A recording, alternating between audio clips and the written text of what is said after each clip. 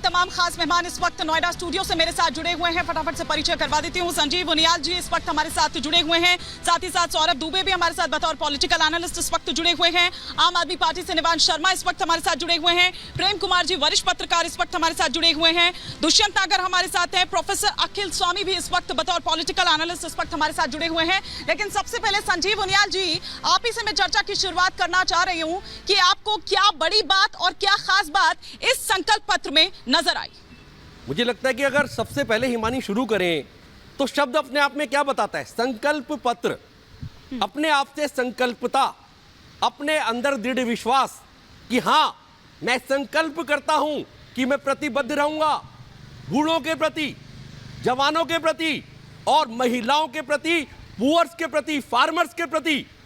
वो संकल्पता, अपने आप से जूझने का वो संकल्प, पूरा 10 वर्षों का वो यात्रा लगातार दिखाती है कि हाँ वास्तव में संकल्प पत्र है। और एक पार्टी तो क्या बताती है हिमानी, ये परिवर्तन पत्र है। क्यों? क्योंकि उनको पता है कि आज मैं ये प्रतिज्ञा करूंगा और अगले क्षण ही यू टर्न ले लूंगा। परिवर्तन को छोड़ो, जो यू टर्न लेंगे वो बोल पड़े। बताओ कुछ 4 बात अच्छी बताओ। किसान के बारे में, यू टर्न कौन लेगा, बुजुर्ग के बारे में बताओ। वो एकदम कूद पड़े बिना नाम लिए। कर अपनी बात रखें। हिमानी जी बिना नाम लिए कूद पड़े। ये बताए ना दुष्यंत जी और 4 बात बुजुर्ग के लिए बिना नाम लिए कूद पड़े। आपने बता दिया। दुष्यंत जी सुनिए ना, उनके संकल्प पत्र को जितनी जल्दी सबका सुनिए ना, एक मिनट आ रही हूँ। जितनी जल्दी दुष्यंत जी प्लीज, मैं बाहर हूँ सर, थोड़ी सी रियायत दे दीजिए मुझे।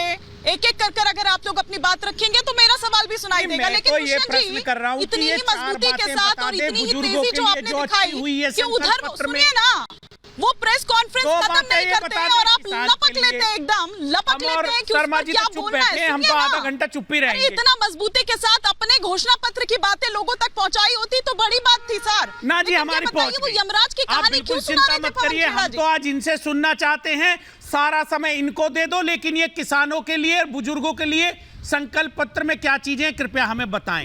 हम शांत बैठ जाएंगे। यमराज की कहानी के पीछे का, पहले वो यमराज की कहानी के पीछे का राज बताइए। पहले वो यमराज की कहानी के पीछे का राज। ये यमराज तो धर्मराज हैं और धर्म का नाम तो लेते रहना चाहिए।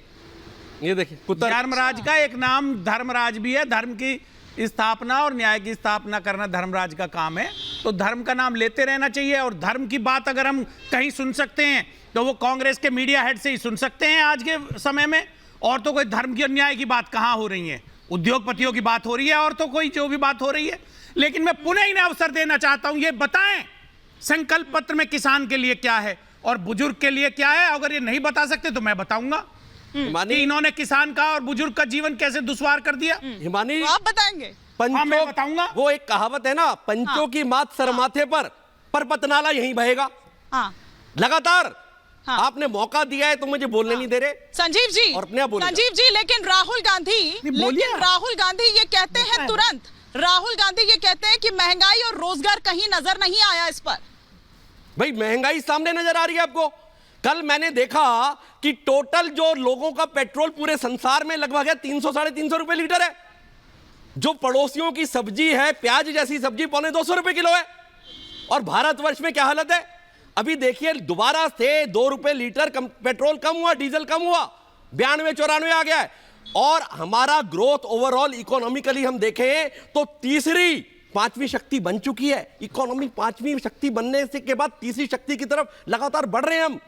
70 साल से ऊपर के बुजुर्गों जिनकी चिंता समाज के कोई लोग नहीं, किसी भी समाज के किसी भी पॉलिटिकल पार्टी के लोगों ने कभी नहीं की, दुत्कारा, उनको भी आयुष्मान के दायरे में लाने का एक बहुत बड़ा इनके शब्द देखिए हिमानी जी, शब्दों का क्या प्रयोग कर रहे हैं। प्रोफेसर परिवर्तन की इसीलिए आवश्यकता है। एक रिएक्शन सबका आ जाए। 10 सेकंड लूंगा, दो लाइन बोलना है बस। एक रिएक्शन किसान आज शंभू बॉर्डर पे बैठा हुआ, बोलेंगे परिवर्तन की बात करना चाहते हैं। और बुजुर्गों अगर अब ये बोलेंगे तो अब मैंने सेकेंड राउंड में जितना आपको काउंटर करना करिएगा, वरना उनियाल जी वर्सेस नागर जी हो जाएगा, वरना उनियाल जी वर्सेस नागर जी हो जाएगा। प्रोफेसर अखिल स्वामी, आप कैसे देख रहे हैं संकल्प पत्र को?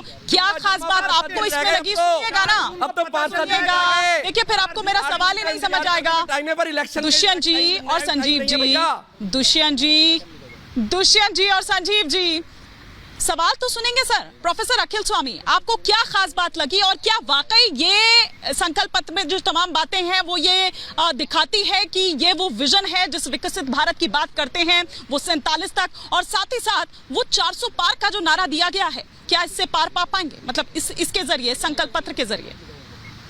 देखिए, मुझे लगता है भारतीय जनता पार्टी का जो भी ये संकल्प पत्र है या जो भी है, इससे मुझे एक ये समस्या लगती है कि नंबर एक जो मोदी जी हैं वो संकल्प लेते हैं, वो कोई कसम खाते हैं, और नंबर दो के अमित शाह जी उसको जुमला बता देते हैं इलेक्शन के बाद।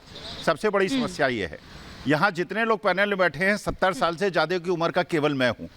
सीनियर सिटीजन्स को जो रेलवे के अंदर कंसेशन मिलता था वो इस सरकार ने हम लोगों से छीन लिया। मुझे ये एक मोदी जी ने बहुत अच्छा काम किया है, बड़ी खुशी हुई आज उनियाल साहब को सुन के। बुरा मत मानिएगा सर कि आपको वित्त मंत्रालय नहीं दिया गया, आपको वित्त मंत्री नहीं बनाया गया, क्योंकि वास्तविकता ये है कि देश के अंदर, इस देश के अंदर जहां पे लोगों ने पर्सनल लोन ज़्यादा ले लिए हैं, 70% लोन पर्सनल लोन्स हैं जो 12-13% पे होते हैं, जो नॉर्मल रेट से 5-6% ज़्यादा होते हैं, जहां पे लोगों ने घर के गोल्ड को बेच दिया है, वो स्थिति है जहां पे लोग बदहाली की स्थिति में जी रहे हैं, जहां मेरे स्टूडेंट्स को 10-10, 12-12 हजार की नौकरी लेनी पड़ रही है, सरकारी पद नहीं भरे जा रहे हैं। देश में अगर इस प्रकार के पूंजीपतियों के और अडानी को ही कि हाँ मेरे बच्चों को नौकरी करनी पड़ेगी, माँ बाप अपने घर बेच के, खेत बेच के बच्चों को कॉलेज में पढ़ा रहे हैं, यूनिवर्सिटी में पढ़ा रहे हैं, उनकी हॉस्टल की फीस और उनकी कॉलेज की फीस 3 गुनी 4 गुनी कर दी गई है।